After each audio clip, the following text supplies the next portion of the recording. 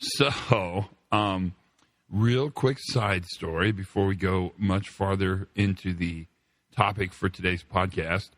I was in a hotel. I don't want to say what name of the city. The name of the city. I can't even talk. That's how excited I am to tell you this story. So I was in this hotel in a city. And, let me start. I should start at the beginning. I was helping out with a safety program for a company. And we finished up our work, and I was supposed to fly home. And I got to the airport in this city, named the city. I'm not going to name it. It was really obvious that there was a big storm and that the planes were not going to make it. So I called the airline, and they said, yeah, you're right. They're not going to make it. The two's already been canceled. The last one's going to be canceled. Your flight's canceled. You're going to have to spend the night there. So I said, okay. And they said, can we help you with hotels.com or whatever thing they want to help you with? And I said, no, I'm fine. I'll just get on. So I got on the computer there in the airport lounge, in the lobby, not in the lounge because there wasn't a lounge, but out, I wasn't even past security. So, and everything was full. And this town was having a golf tournament. And it's kind of a big golf tournament, I guess. I mean, I guess I don't really know that much about golf tournaments, but it seems like a big one. And the closest hotel they could get me on a big, like a Marriott or a Hilton, that kind of hotel, was 100 miles away.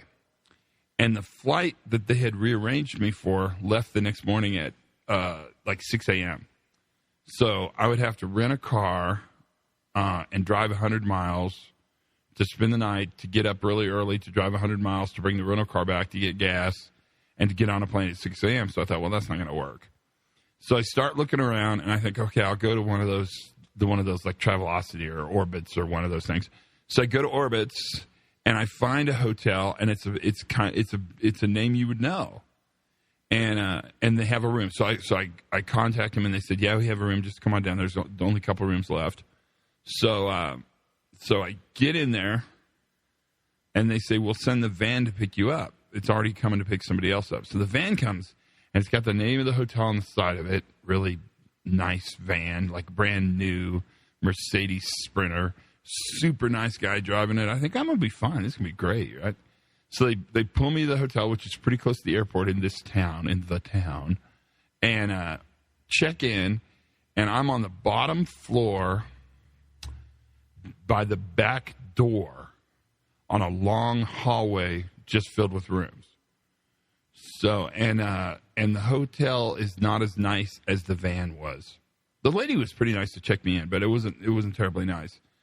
So I check into the hotel, and the people I'm working with call me, and they say, oh, did you get home? How are you doing? And I said, nah, all the flights are canceled, and I can't get home. And they said, are you going to stay in the town? And I said, yeah. And they said, where are you staying? And I said the name of this hotel, and they said, oh, you can't stay there. You cannot stay there. And I said, well, it's all that's open. There's nothing open.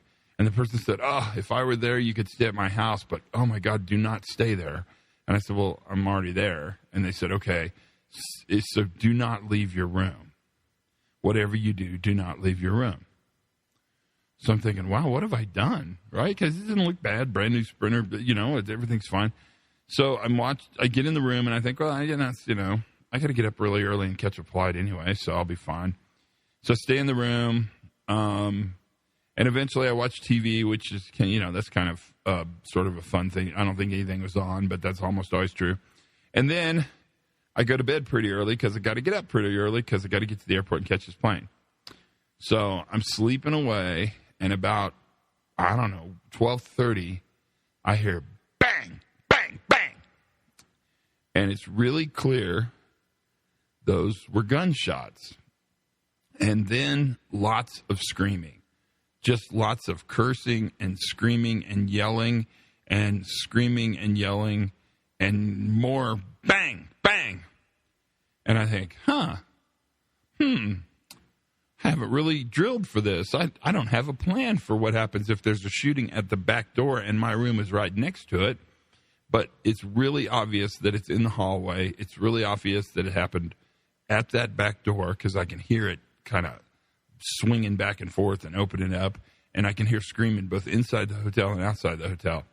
And I think, what should I do? So I think, should I get out of bed and lay on the floor? And I think, actually, I think getting shot would probably be safer than laying on the floor, because it's kind of it's not such a nice place to be. And then I think, should I crouch by the air conditioner? Because maybe that would provide appropriate cover or shielding, but I don't think so. Then I think, well, can I just lay here as skinny as I can be on the bed? And, that's not that good of a plan for me. So I think, I don't know what to do. And then the excitement. You think the gunshots and the argument and the yelling, you would think that would be the excitement, right? I mean, that's kind of the exciting part of it. But in fact, that wasn't exciting at all compared to what happened next, which was a giant, I don't even know, garbage truck full of policemen screaming the word, "City police, SWAT team, get on the ground, do it now," screaming and flashbangs, and it's just amazing police officers using their police officer voice, telling everyone to do stuff, and then say, do it now. And then they kept identifying themselves as SWAT team. This is all, you guys, while I'm in this hotel at like 1 o'clock in the morning, that the person I talked to earlier said, do not leave your room. It's not a good place. Don't go outside. And now everything's kind of coming to me. And all of this is happening right next to my room. Needless to say, I couldn't be more awake. I can't even, I don't even know how you could be more awake. I could not have been. Adrenaline was pumping. I was planning on, I didn't even know what to do. It was crazy. And after about an hour and 45 minutes, starting from the beginning of the gunshots to where the screaming and the police sort of noises stopped, that hour and 45 minutes was just sheer adrenaline, just absolute adrenaline. And then it got quiet again. And I thought, well, I wonder what I should do. And I thought, well, I think you should go back and sit in the airport, because at least in the airport, you won't die in a hotel bed, so that they'll tell some story of you dying in a hotel bed. So I waited what I thought was a really long time, and it probably was a long time, until everything cleared down. And then I walked very carefully. I put my clothing on, and I walked really carefully, and I looked out the peephole in the door, and I couldn't see anything. Nothing. So then I cracked the door open just a tiny little bit and looked through the crack, and I didn't see anything. So then I opened a little wider, and I didn't see anything. And finally I stuck my head out, and the coast was clear. Everything that had happened was over. It was over. It was finished. And so I grabbed my suitcase, and I drug it down that hallway as fast as I could, heading towards the front desk. And I pull from that long hallway full of rooms. I walk into the main lobby, and I go to the desk, and I tell the lady who is awake and standing at the counter, I said, I need to go back to the airport right now. And she says, the van doesn't run 24 hours a day. And I said, it needs to run right now. And she said, why? And I said, because I was just in the room next to where that shooting was. I want to go to the airport. And she said, okay. And she made a phone call. And then she looked at me and she said, did you hear all that? And I said, yeah. It'd be relatively hard to miss all that. And she said, I'm sure sorry, sir. That doesn't normally happen here. And I said, wow. Yeah, that's probably a good thing to not normally happen. She said, it was one of our regulars. He's a really good guy. He's just a terrible drunk. And then the van pulled up, and I got in, and I went to the airport.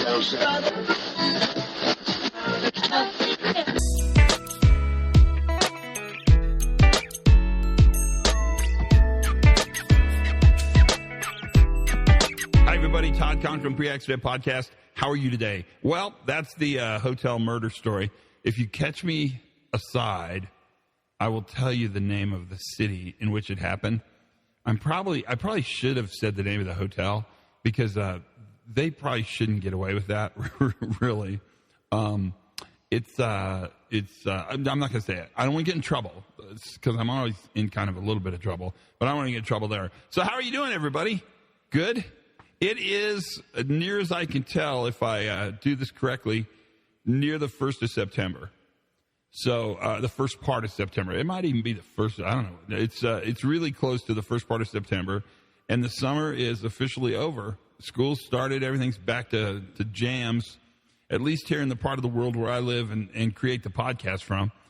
Today's topic is not a funny one. Even though I started with the almost getting shot story in a hotel, it's I don't know how else to have this. This has been a hard summer because there's just a lot going on. And for what we do, when we think about providing safety and reliability and security and resilience, all the things that we talk about, one of the things that I think is really worth talking about is a phenomenon that's happened 38 times, at least as of today's recording of this podcast, 38 times this summer. And that has been when a child has been left in the back of a car. And horribly and horrifically, the car gets really hot and the child does not make it. Or in some cases, although this isn't part of the 38 count, a passerby will identify it and intervene pretty aggressively and break into the car, call the police, rescue the child. This idea of leaving children in a hot car, that's what I want to talk about.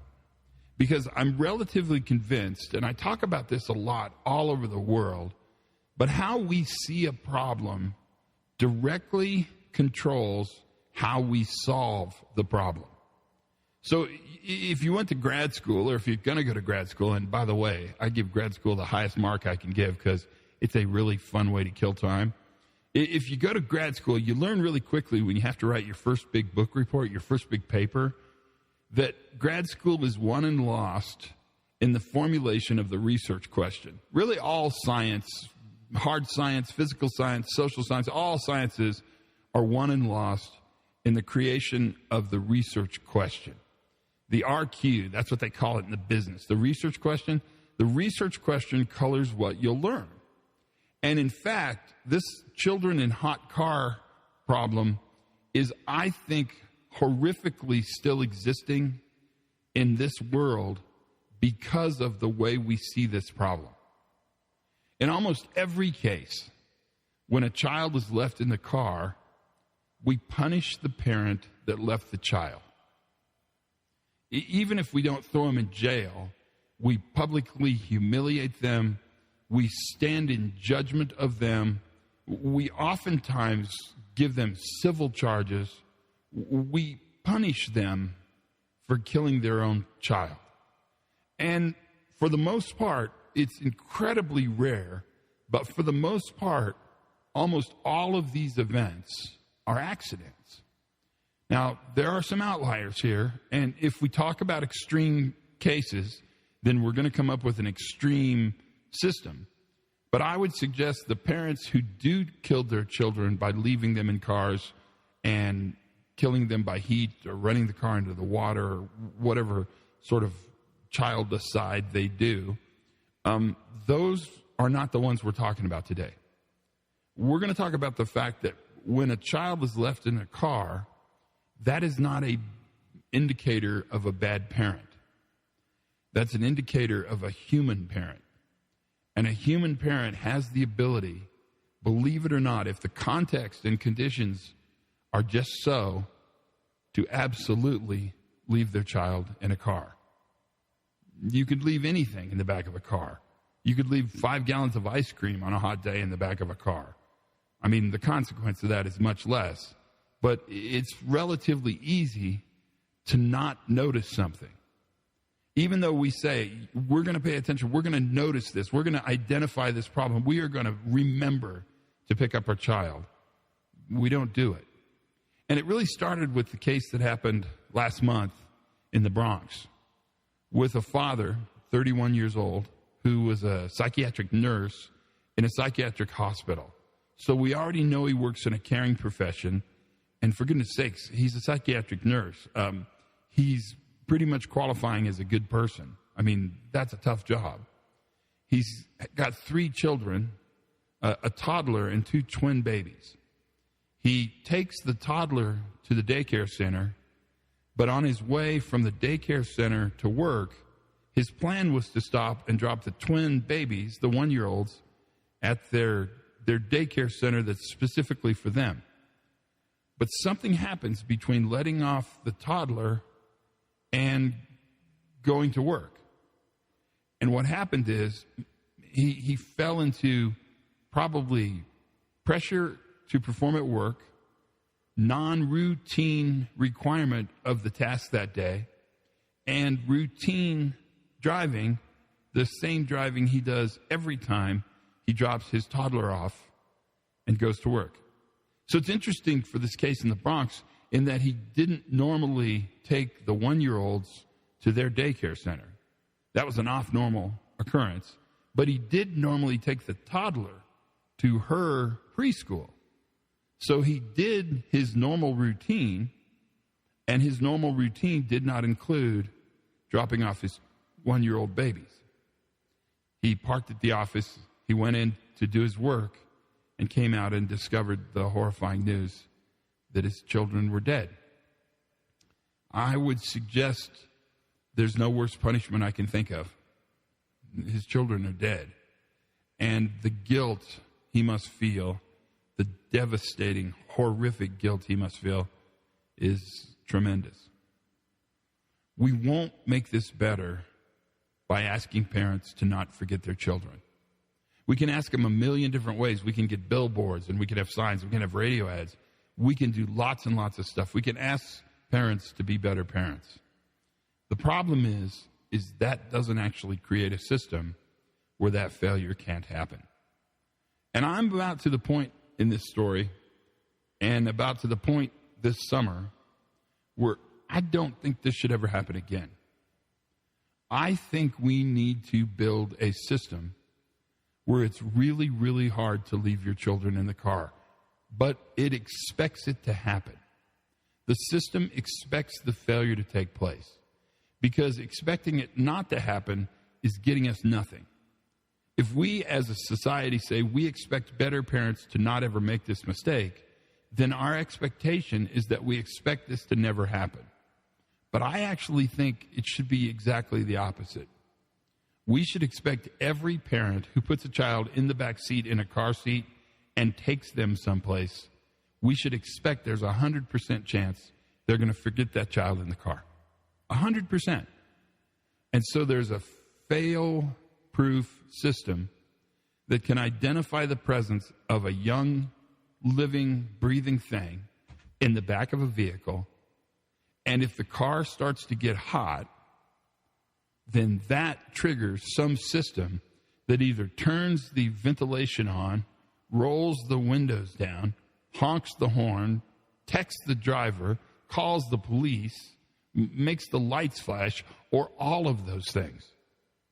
But we'll only get there by understanding that this accident is inevitable. This accident's not preventable, it's inevitable. And by understanding that it's inevitable, we then build systems to manage the consequence of the inevitability. So there's a hotel in downtown Houston on Dallas Street. It's an interesting hotel, and I've stayed there a bunch of times. And they just remodeled it just really recently. They changed the name of it and kind of made it fancy, sort of hipster hotel. And in the rooms, they turned the bathtubs into walk-in showers, which was kind of nice. And they kind of got new beds and new linens, and they painted everything and put in new carpeting. The other thing they did was replace all the light switches with motion detection light switches. Now, I totally get that those are environmentally much better, because if nobody's in the room moving around, it shuts the lights off. It's a great plan, especially for a big hotel, because I bet their light bill is expensive. But this hotel, I happened to stay there really early in the remodel process. In fact, I was the first person to stay in this newly remodeled room, and it was the first floor they'd remodeled, so they were really into this. And when I opened the door to the room, the action of opening the door and stepping in turned the lights on in the hotel room. And I thought, well, that's kind of cool. I mean, it knows I'm here. The lights turned on. It's welcoming. And so I do all the normal stuff you do in a hotel, right? I mean, I didn't wait for a shooting to happen because I don't really ever expect that. But pretty soon I decided it's time to go to bed. I have to get up early and be a really stunning, interesting person tomorrow. So I went over and shut the lights off, and I got into bed. And I laid there, and I laid there, and I thought, this position's not very comfortable. I think I'll roll over. And when I rolled over, the lights turned on in the hotel room. So I thought, well, that's weird. I must not have got them shut off correctly. So I went up and shut them off again. This time I looked carefully, and I hit a button, and it said off, and I hit it, and the lights went off, and I got into bed. And I laid there, and I laid there, and I thought, this position is not very comfortable. And I rolled over, and the lights came on in the hotel. Now, that's the second time. So I get up and look, shut it off again, and I get into bed, and I think, this can't be. And this time I don't wait. I just roll over, and the lights came on in the hotel. And I thought, oh, no, what should I do? So I shut them off one more time, and I laid in bed, and I tried my hardest not to move. And eventually I fell asleep. And I don't know how long I slept. I hope it's a long time, but it probably wasn't. But at some point in the middle of the night, I rolled over, and the lights were on. And I thought, I don't know what to do, because I don't want to change rooms. I should call down and complain, but I don't know what they're going to do. It means I'm going to have to get up, get dressed, get everything ready. So I basically put the pillow over my head and went to sleep. Now, here's my story. If they can design a light switch that they could put into an old DoubleTree in downtown Houston, and I promise you, that light switch didn't cost any money because they didn't put a lot of money in this remodel. So if they can design a light switch for $1 that senses when a big guy turns over in a bed 50 feet away in a motel room, they can absolutely design a sensor for a car that knows a baby or a pet or grandma or somebody is in that car sleeping, and interlock it somehow with the temperature so that, in fact, it becomes a robust and reliable engineering control that really does just one thing. It buys time.